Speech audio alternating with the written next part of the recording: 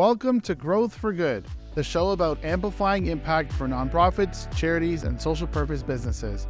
I'm Daniel Francavilla, a marketing advisor and brand strategist, and your host. On this show, I interview leaders at nonprofits and social enterprises and the organizations that support them. We discuss the wins, challenges, and best practices when it comes to communications, marketing, fundraising, and impact.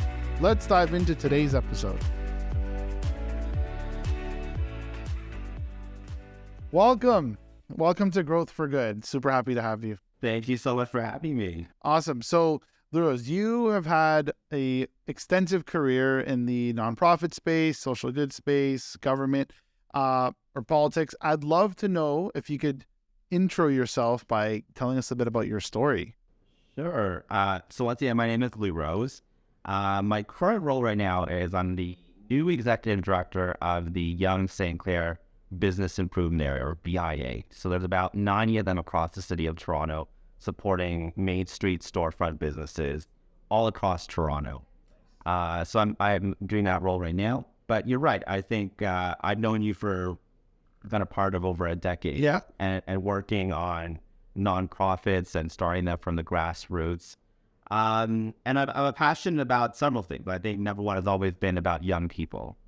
And how do we grow and mentor them and provide support so they can continue to do amazing things in this world? As I've grown older, there's been more of a focus, particularly in my particular background and community, which is the Filipino community. So I've been doing a lot of community building work around that. And then also politics runs through my blood. And you've been, part of my campaigns for Mississauga City Council for the last couple of years. Mm-hmm. And my big focus on that is, again, how do we cultivate a new generation of new leadership in politics? And there's a subsector to that is that my interest is also to have more out and LGBTQ plus candidates who are running for city council and all these different levels of government. So that's sort of the spaces that I've been working on over the last little while. Amazing. And like you said, over the years, you've been able to kind of find links and connections and you tie everything together. But for someone from the outside, they'll probably see a list of all the things you've done and be amazed. So I wanted to ask you, what are a couple of causes that you're like personally passionate about? You mentioned a little bit before, but we can talk a little bit more in detail. Yeah, so I would highlight two that I just alluded to right now. And for the first one around sort of youth and supporting the Filipino community. About 5 years ago, I really focused in with my circle of friends who were around the same age, we're mid-career as well too. And we're all sort of young Filipino professionals growing up here in Canada. And we saw that there was a gap or a need to provide support for young Filipinos, especially in the Greater Toronto area. Mm-hmm. So 5 years ago, we started a grassroots organization, and now it's a nonprofit called Rise Tribe. And so this is the idea of bringing our communities together and providing sort of support for the next generation of Filipino young leaders out there. And how can they grow and prosper in their careers? So a lot of times within the Filipino community, we sort of limit our young people to certain industries, namely healthcare and hospitality. But, living in this country today and the sacrifice that was made by our parents and grandparents, like you could be anything you want to be, right? So how do you expand the horizons of young Filipinos to be able to break out in different careers like design, like politics, in nonprofit or business? So it's been a remarkable journey to be able to build a grassroots movement from the bottom up that, directly impacts my community. And you can see the positive change that happens that way. Amazing. So that's one sort of big area that I focus on. And then the other one is around politics. So, speaking about being a candidate myself, an openly gay candidate, running for municipal council in sort of suburban Toronto and Mississauga. Mm-hmm. I found when I was, from my own lived experience, there wasn't a lot of support for people like me.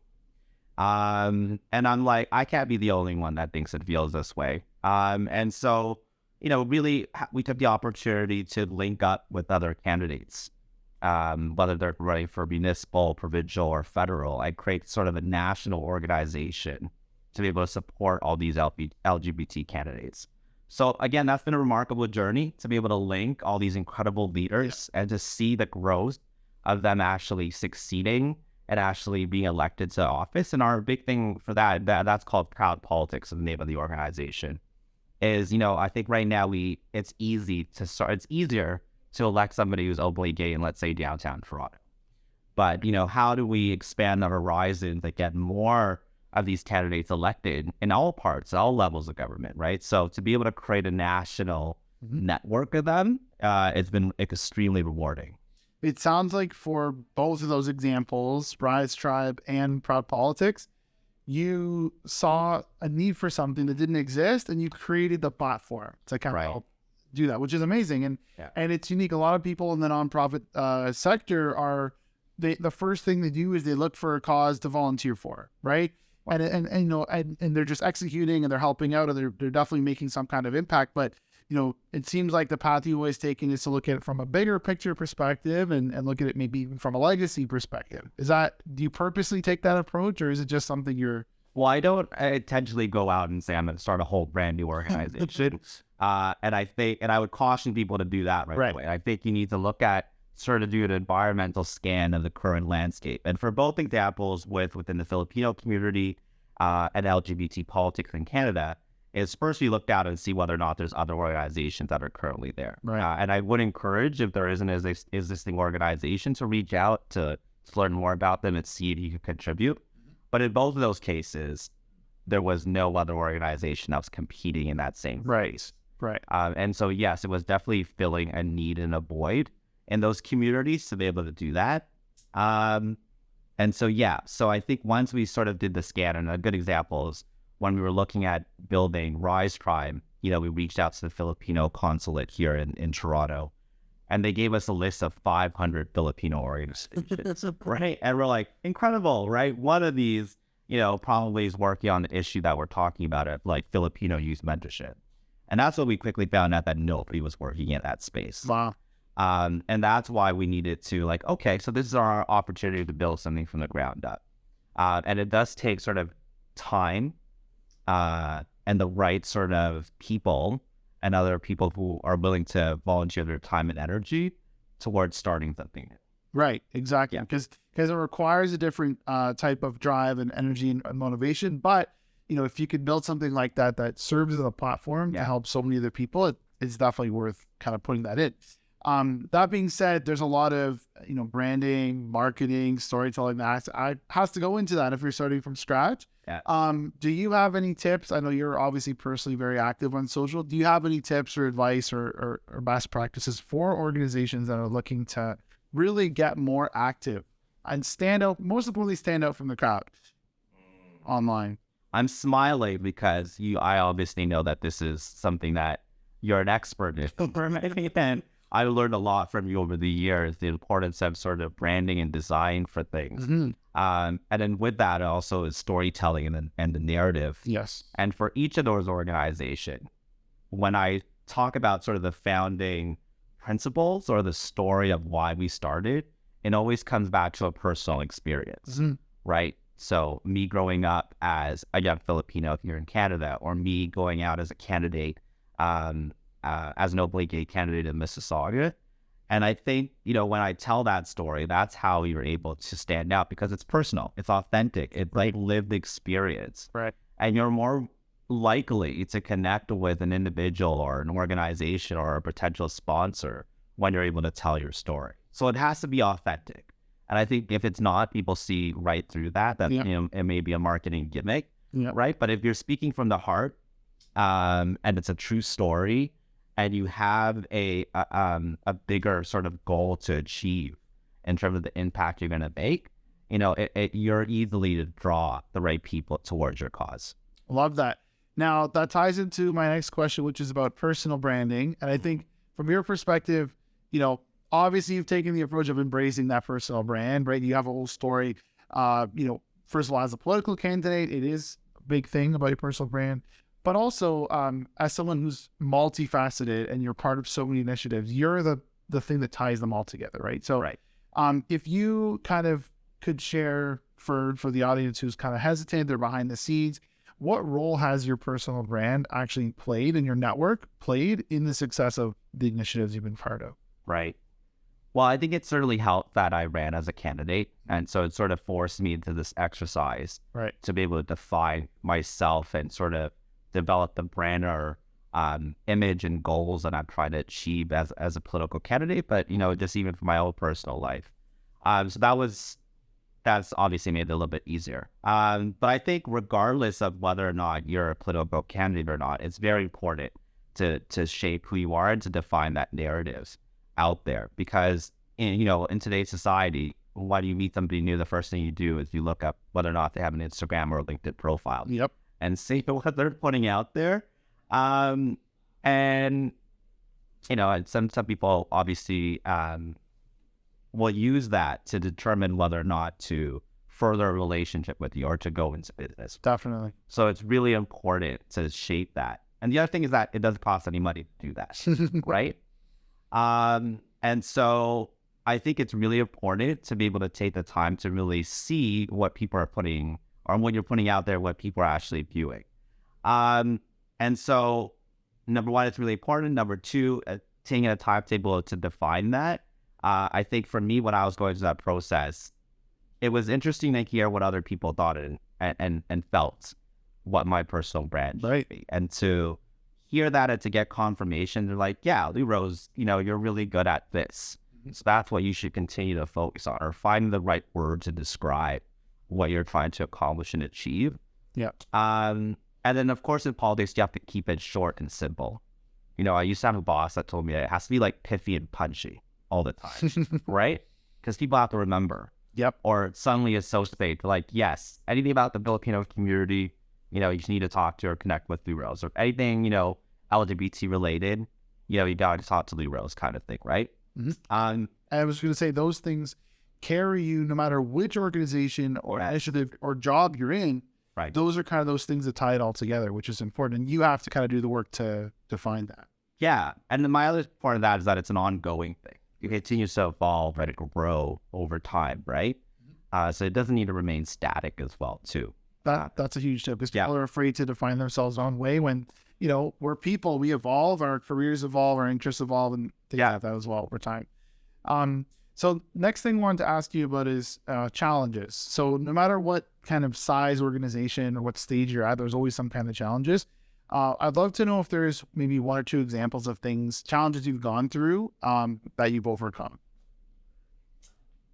Good question. I think at one point in my life, I was doing too many things. And that's because I'm really passionate about things. I was really impatient to try to be able to make a difference somewhere. And it was actually interesting because I had a really good friend who was sort of a coach, a leadership coach, who made me do an exercise where I wrote down everything that I was involved in. And she forced me to write down and to explain why I was doing it, right? And increasingly, the reason why I was doing a lot of things is because what other people expected me to do. Right. And, that's great that people are relying on you or reaching out to you to be able to do that, but you only have so much capacity in a day and your energy to be able to expend out there, that you really need to be focused on where you're spending that time and energy. And so that was an incredible exercise to go through, and I continue to do that, on a yearly basis. So really examine, am I doing this for the right reasons? My other criteria is, am I having fun, right? On that. First of all, to see also measuring the impact, to see if I'm actually making a difference, right? Are we moving the needle on something? Are we actually making a positive impact on somebody's life?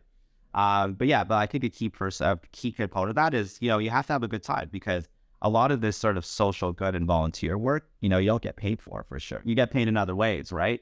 But you have to prioritize. So I think that's a challenge, is that, I think that you could be pulled in so many directions, and you really have to be able to focus and concentrate your efforts somewhere. Love that. And you were able to kind of overcome that a little bit by assessing everything and by asking yourself those questions. I think that's great advice for people, anyone in the sector. But a lot of times when we start out, like I did as well as a student, there's all kinds of opportunities being thrown at you, and you meet other people that are in the same boat, and they're all doing 25 things, right? So it's kind of this like mindset change, and eventually you do kind of figure out, your niche and your area of focus and how you can make the most impact. Right. Because if you're the volunteer, let's say you're a volunteer communications person on 16 organizations, are those 16 organizations really getting the best of you, right? Absolutely. So yeah, that's great. Something you learn to balance for sure. Now, this podcast, we always want to talk about showcasing your wins, amplifying your impact, because a lot of times there's some great work happening, but it's behind the scenes. Right. So yeah. First of all, is there any advice you can share with organizations, directors, marketing people about showcasing your impact? I'd like to ask you that first. I love that you do that, because you're right. I don't think we celebrate our success and wins enough. Right. I know in the Filipino culture, we're always taught to be humble and not to even like toot our own horns kind of thing. But the reason why you need to do that is because you want to further the cause, right? And you want to attract the right partners and volunteers and sponsors to be able to amplify your work. And I think it's really important to be able to stop and pause to do that. And I think the other big thing is even taking the opportunity to thank the people that brought you to that very point in time. So to be able to celebrate and recognize, your volunteers and your partners and your sponsors, I think is so key to sort of like building the foundation of any organization or cause. For sure. So I think the way that you do that is the best thing that I've seen in terms of authentic thing, besides the organization celebrating itself, through social media or some sort of post, is when other people celebrate you. Right? Yeah. And so I think that's even more valuable when, a partner or a sponsor or volunteer sings your praises on social media. And sometimes it's even just asking them to reshare the content, right? Yep. And so again, it doesn't cost a lot of time and money to be able to do something like that, but it's really important to sort of amplify the work that you're doing.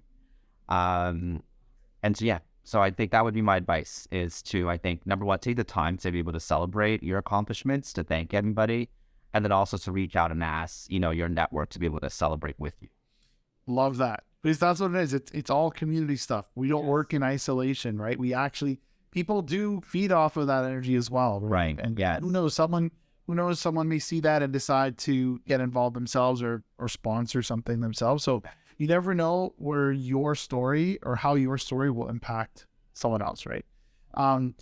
That being said, when it comes to, you being active on social media, for example, what are some platforms that you personally use a lot in your work, and on your own personal initiatives?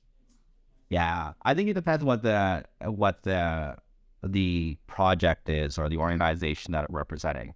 From my own personal brand, I think definitely it's the Instagram, right? Mm-hmm. The Instagram. I'm old. But yes, that's sort of my primary platform where I'm able to sort of curate what's happening in my life and what I'm working on. And then I think a big part of it, especially in sort of my political activities, is definitely on Twitter. And, that's sort of like the town square for all these things. Right. Sharing content and retweeting things and connecting with other sort of players and other candidates that are out there. And then professionally for my work, it's definitely LinkedIn. To be able to share, especially I'm working on business development and supporting small businesses and entrepreneurs. Yep. Like that's the space for it. So it's not limited to sort of just like one platform. It depends who the audience is, right? For sure. And so, yeah, I use a different thing, and to a lesser extent as well on Facebook as well. Mm-hmm. I have noticed, in terms of the generational divide, if I'm trying to reach an older audience, they're definitely on Facebook still, right? So, and I know people sort of discount that. It's like, what's the point of posting it there? But depending on what the project is or what the content is, there are benefits to be able to post there. It really is about posting based on where your audience is at and who you're trying to reach. And I think with even, for example, Facebook, there are Facebook groups that could be extremely active. Right. And even people in younger demographics are using them for certain things. Like, right. I know people that are using them for like their specific condo building that they're part of. Yeah.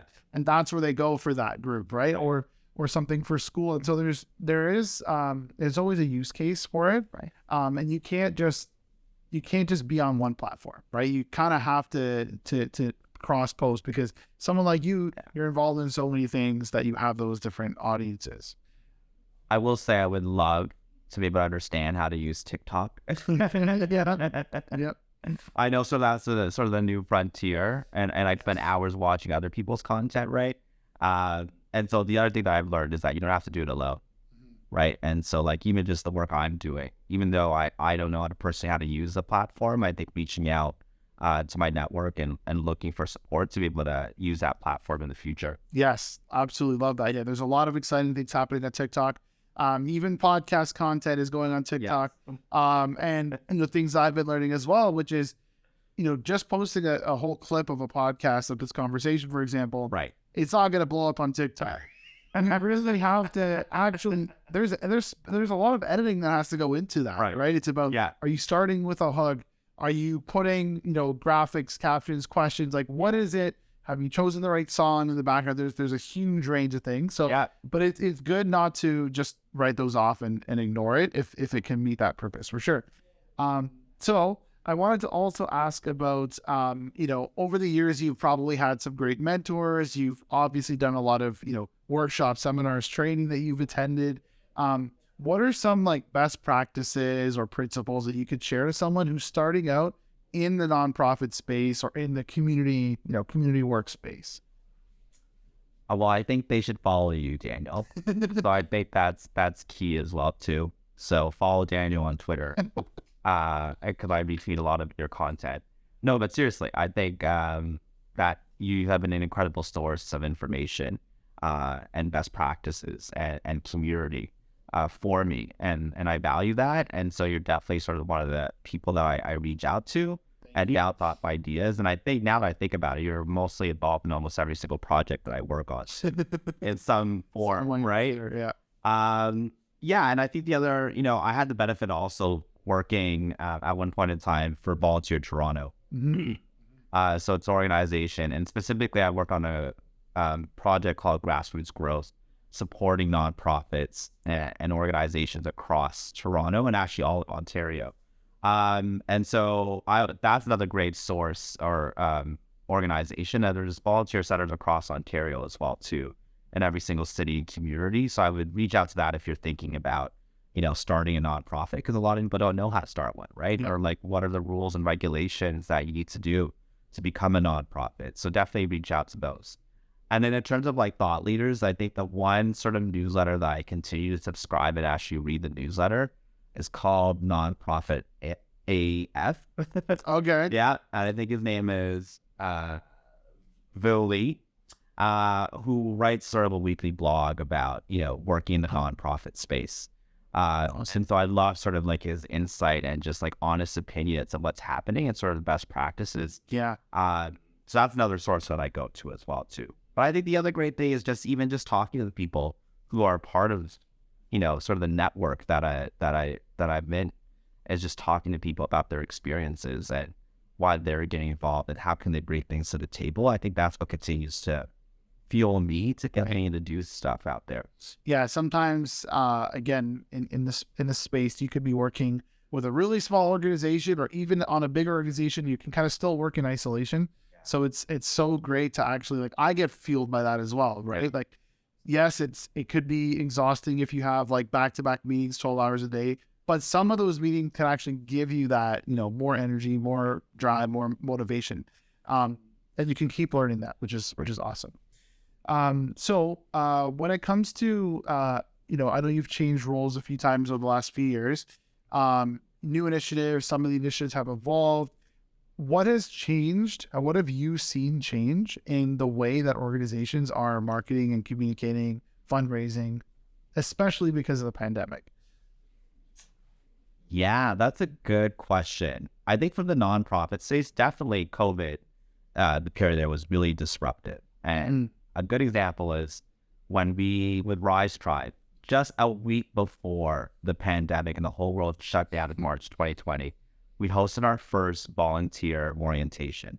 Wow. It was incredible. We had like 60 volunteers. We were on the verge of launching our first in-person fundraising event. Wow. So we were recruiting people to be on that events committee and all this other sort of outreach work that was needed and fundraising. And then the world shut down. And then really, of course, like everybody else, we pivoted online. And I thought that would be the end of it kind of thing, where just everything's going to be virtual. But it was incredible that during that period, instead of doing the in-person fundraising, we did a lot of sort of online engagement, but we also attracted so much more sponsors and partners during that time. Like, I don't think we believe that we would be able to attract all these corporate partners to join us. And it was typically because they found the website, or they were following us on like Instagram, or they'd heard from somebody that we were working in this space, and they're like, yes, it's like this needed. And it also came a time, there was actually the anti-Asian hate protests that were going on across North America at that time that brought partners to our table. So I think the pivot to online, it is a big thing, right? And I think regardless of what organization you're in, it has to be in that space. Right. But now we're going through a transition zone right now where, people are starting to do things in person again. And I know there's a lot of discussions. It's like, okay, can we continue this online space, or do we go back to thing? But I think a lot of people are making a decision that it needs to be a hybrid thing. And same thing like what's happening in the workplace right now. Like, we can't expect that everything's going to go back to the way it was. 100%. Right? Yeah. So I think that's the way that people are pivoting towards that. Both sort of the nonprofit space and even like in the professional work environment is like you're really catering to sort of two audiences, the in-person and the virtual. Yeah, and people are looking for those experiences for different reasons too. Right. I think in the nonprofit space and any of the community initiatives, I know one of the reasons I was involved early on is because you're able to collaborate and work with so many people in person, right? It's not necessarily the physical work itself where you're typing something out. It's like who you're working with and what you're working for that matters. So you can feel that, energy in person. So I know with Do Good fundraising, for example, we had a couple of Do Good fundraising days, which are mostly for clients, in the space. And it was amazing to have these people come out. Most of them, it was like, again, first event that they'd been to since the pandemic started. And is that something you want to do every single week? Not necessarily, right? But is it something you do once a quarter? For sure. Right. Where you gather, you have lunch, you learn from a few of your peers, make some connections there. And it was really exciting to see that happen. And to your point, I think, it'll be a different schedule, right? It's not going to be like every single week there's these seminars people are going to, right? Conferences. That being said, in your role now with the BIAs, what's kind of the balance of in-person interaction and how important is that? Oh, it's really important. And especially in the BIA that I currently working at. So Yonge St. Clair, we pre-pandemic, we had a huge office population during the day. We had like 15,000 office workers. Right. And, we've been struggling to be able to attract them back. I think we're right now hovering below 30%. And it's essential that people are in the office because it needed to support sort of all of the services and industries and the restaurants and retail stores that are in this neighborhood. Right. But moving forward, I think the reality is how do we attract people in person, but also engage them online? And so just like what we were talking before, like it's a two-pronged strategy, basically. It's how do we attract people back to in person to be able to shop and to support the neighborhood, but at the same time having a parallel engagement strategy where you could connect with retailers online, like visit this online store, right? Mm-hmm. And so, yes, it's definitely a lot more work. But again, we're reflecting sort of today's reality in terms of how we reach the customer or the consumer out there. Yeah. And so, so I think from that, and I was just, right now we were going through sort of the budgeting cycle of this, is that we need to shift sort of our staffing and resources to be able to meet these certain new growth areas, right? Right. And so building the business case around that, I think is really important. But this is a pivot that needs to happen across several industries, right? And so I think that's the transition that we're going through right now. And you've kind of seen that transition, obviously, with your roles. This is the second BIA that you've been part of just in the course of the pandemic. And I think I mean, they probably both groups have, both areas in Toronto have different needs, and perhaps some of them would benefit from more of the hybrid approach. Some of them would require more in person. But I remember attending one of the events you had in the summer, Right. and it was amazing to see those businesses come out serving food live. And for me, it was actually a way to discover those businesses that I would have never seen. Right, Absolutely. the talent, the food, the venues, like. I would have never found that if it was fully virtual. So there's a benefit to that, right? To those experiences. You're right. And so prior to me joining Yonge St, Clair, I was at Yonge St, which is also the heart of Little Jamaica. And that's the one I was referring to. So, a huge concentration of Black-owned businesses, minority businesses up there on Eglinton. Yep. And you're right. I think the other thing was, we talk about pivoting towards online and using social media to promote your business or your venture or your cause. I think we automatically assume that everybody knows how to do that, right? And so I think there's definitely a gap or a deficiency or a barrier for people to access that. And actually one great program that, governments during the pandemic set up in consultation with the BIAs and businesses in Ontario and Toronto is we started something called Digital Main Street. And so this provided a $2,500 grant directly to small business owners to be able to provide sort of the financial support, to provide training, mentorship, but also the means to be able to pivot online.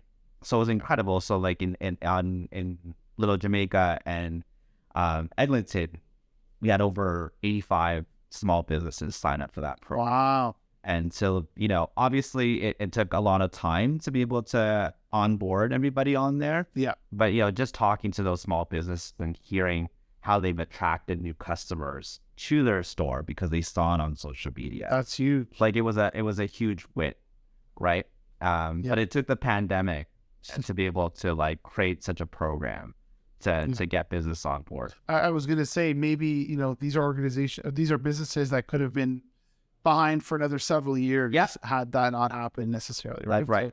So it's great to see there's programs. I love that because when I go into an organization, all of a sudden I start identifying all the opportunities that they're missing out on. And some of the times they're not even aware that those are opportunities for them. Right. So again, it still depends on who your audience is. It depends on, are your customers or your donors actually there?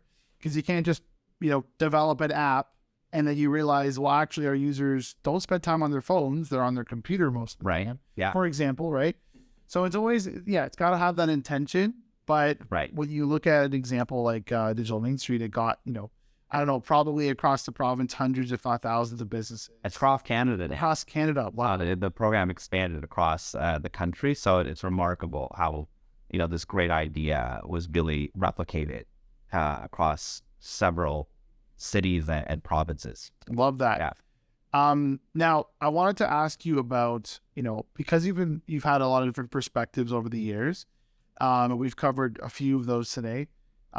For someone who's starting out and they're worried about their career, okay, they're worried about the job title they have on the order it looks like on their resume because they want to be, classified as an expert in one thing, let's say, right? Right. I think for someone like yourself and even for me, we actually got a really broad range of experience. Right. So what advice would you give someone who's going into a field, they're starting on their career, but they do want that diverse experience? How do they go about that, and how do they go about telling that as their story, right? Oh, good question, Daniel. Well, I think just like in the previous question that you asked, I think there needs to be intention of what you're doing and what you're putting out there. Right. And so, we go back to sort of what that elevator speech is. And so I think forcing yourself to be able to define who you are right from the get-go. And, I guess sort of LinkedIn forces you to like, what is this one sentence? You gotta have the headline. Right. Your LinkedIn. And it's so important. Yeah. I think mine is like imagining the future of cities or something like that. Yes. There you go. That's because the intention there is I wanted to work in sort of like economic development and planning. And, previously to that, I worked on an exciting project called Sidewalk Labs here in Toronto, right? Yep. So building upon that, the intention was using the experience I got from that project and how do I move forward into sort of the next phase of my career. And that's really worked for me, right? And then so I think sort of like that hook or elevator speech really interests people right away. Yeah. And then from that, you're able to expand in terms of your diversity of your experience and career. But I get you have to sort of limit it to sort of like bucket areas of what you're talking about. Right. And so being disciplined to be able to speak about and also use concrete examples of how you've actually made an impact in that field, right? Amazing. So you could have several buckets that you're an expert in, right? And I would encourage that because I think employers are looking for sort of like a diverse range of experiences and talent when you're bringing forward, right? Yeah. And so, yeah, I think it does take a lot of work. It does take effort to be able to define who you are. But I think that's one way to do it. I think and before that, here's another thing on my resume list. I used to work for a few months. I used employment services. And I remember, talking to young people about this, about starting their career. And one of the exercises we did was we had to create a LinkedIn profile, right? There you go. And, that was the exercise where they had to put all their experience in and like how you define yourself, like what's the photo that you're going to choose, right? Yeah. I believe the one I'm using is the one that your team took of from the campaign a few years ago. Yes. So yeah, I think there's the intention there, and I think it's just being disciplined in terms of how you're presenting yourself. Right, and you don't, and just to emphasize for young people starting out, without the experience, you can still define those areas, those categories, and then you can choose that. It's not just based on the fact that you were an assistant project manager at an organization. It's what did you do? What did that organization do? Right? Like, what was the mission that you were part of? And that's how you can help define your story, right? And the cool thing about things like LinkedIn is that you can actually link to your work. Yes. Right? And to be able to link to sort of like, an article or a project website. Actually, it's all to really bring to life what you're talking. Even document reports, right, where you can showcase that. And now you can even link to videos. So right, yes. If there's a video, if there's a case study, I think that's something that we can really leverage on LinkedIn more. So my addition to what you just shared is like, it doesn't matter how small it is, right? Don't be afraid to actually put that on there, because turns out there could be someone looking for that exact same thing, that exact same experience at their organization. Yeah. Kind of bridges the gap, right? So that's how you get in, right? My other point on that is it's great that you build your LinkedIn profile, but you have to connect with the right people. That's true. You can't just be your friends or existing contacts, right? Yeah. So like I intentionally look for the people that I are role models or thought leaders in the field, and follow them or even connect with them, right? Yes. And so I think it's really important to sort of follow up and to look for that. That makes a huge difference, for sure. Because what's the point of having an empty LinkedIn profile? So you did explain a couple of examples. You mentioned a newsletter. What are some other sources of kind of inspiration or info for you that you come across? Whether it's like an account you follow, whether it's like a show, a channel, anything like that. I'm chuckling because I helped raise my 10-year-old niece. Her name's Rosalina. And at one point she asked me, "Why do you keep watching the news?" Right? It's the first thing that I turn on to. And I explained to her, because you have to be in the know of what's going on in the world, right? Even if it's just a headline topic of like, what is today's like newsworthy thing that everybody's going to talk about? And so sort of that's my outlet. Like I consume so much news and information. It's not just one channel too. I'm a flipper. I was going to ask about the source. I'll go to CNN. I'll go to Fox News. I'll go to CBC, CTV, CB24, right? To get sort of the range of experience. Because also I want to understand what the other sides are thinking and feeling as well too, right? 100%. And to dive deeper into sort of the areas that I'm interested in. I'm also old school. I also read the newspaper. Okay. I'm probably the last person in my age who reads all the newspapers. Wow. So from the Globe and Mail, Charles Star, the National Post. And again, it's what I love is that in those articles, they dive deeper in terms of the backstory and the opinions, the different viewpoints that people bring forward together. Yeah. But then as a result, I have sort of like this huge knowledge bank. You probably could ask me any question and I'll have an opinion, right? Or have a viewpoint on it. Right. But that's because I was able to like really digest that and take it in. So I think that's my big thing. At whatever age you are, I think you need to be in the know what's happening. So whether that's watching the news, reading the newspaper, or on this point in time, just following all the social media of your favorite news channel. Yep. Yeah, the headline news. Amazing. That definitely helps because it allows you to, one, like you said, form your own opinion and understanding of it. But two, you can apply that to the projects and organizations and ways that you're working. A big thing about the sector is cross-pollination of ideas, right? And I'm sure being on so many different boards that you've obviously been able to apply things that you've done in one organization to another, right? Oh, one more thing I wanted to. Yeah. I'm not limited to just Toronto or Canada. Okay. And I'll follow news from overseas and other places that I'm interested in. But it's funny, like we bumped into a friend who are living in Australia right now, and I have a lot of friends who live there. And they're amazed that I understand what's happening on the ground there. But the reason why I'm interested, because there's so many parallels to sort of the projects and work that I'm doing here in Canada and Toronto. And I can learn from what's happening over there, right? And I can anticipate, okay, this has happened somewhere else, right? And what did they do to sort of solve the issue or advance the cause? Can we learn from the best practices that way?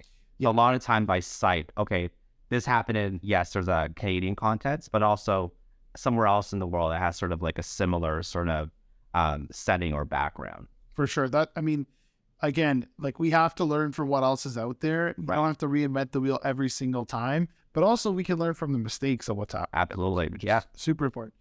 So to wrap up, I'd love to get you to share what's one piece of advice you would give to current leaders in the nonprofit or social sector.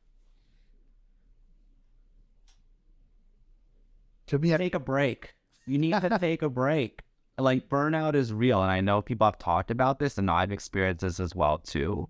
And it's hard to sort of shut off what's going on. But what's that thing where, when you go on a plane, they say that you put your own mask on first before you put somebody else's. Right. It's true, right? And if you're not going to be able to be your best self because you're exhausted or tired or burned out, like you're not going to be able to have that impact that you're looking for. And so really take the time to take care of yourself. That self-care is so important in the work that we're doing because you need to be able to survive and be able to last, right? Yeah. And so that's my one piece of advice. Unplug, take some time off, rest, and then come back charging once you're fully charged again. Yeah, you can't help anyone if you're in the hospital. Right? So absolutely, that's a big theme. That's actually been on this show so far. Oh, has it? Oh, yeah, I'll listen to that one. Yeah. So far, we've had actually every guest so far has mentioned the need to take care of yourself and to get out of here. Burnout. So there you go. Yeah. I love that. It's a common thread. So whoever's listening, I can't ignore it if everyone's saying it. Awesome. Well, I just want to know what's one thing you're excited about for coming up, either in your current role or in 2023. Oh, yeah. So I think the big thing is I'm in this new role at Yonge St. Clair as the executive director. So I think just being able to map out sort of like how can we make this neighborhood a new sort of destination for Toronto. Because it is a newer BIA. Yes, that's right. So it's fairly new. And what's great about it is that it doesn't really have a strong identity or brand. Like when you think about Yonge St. Clair in Toronto, it's like heard about it, but I've like probably never been there or like I don't know what's happening there. Right. So I think it's exciting for me is working with my team to be able to be that next sort of like destination for Toronto. So stay tuned because a lot of exciting things are going to be happening, and I'm looking forward to everybody coming up and supporting all the small businesses at Yonge St. Clair. Amazing. Thanks so much for your time, Louroz. I know you're busy. I appreciate it, and we'll talk soon. My pleasure. Thank you. Thank you for listening to this episode of Growth for Good. The show is presented by Daniel Does and produced by CreatorClub in Toronto. You can find notes, links, and more about my guests at danieldoes.co, where you can also learn about ways we can collaborate. Feel free to connect with me anytime on LinkedIn or Twitter. If there is someone from the sector that you'd like to learn from, or you'd like to be interviewed on the show, feel free to reach out to team@danieldoes.co. If you're considering creating a podcast or video series for your organization, connect with CreatorClub at creatorclubstudios.com.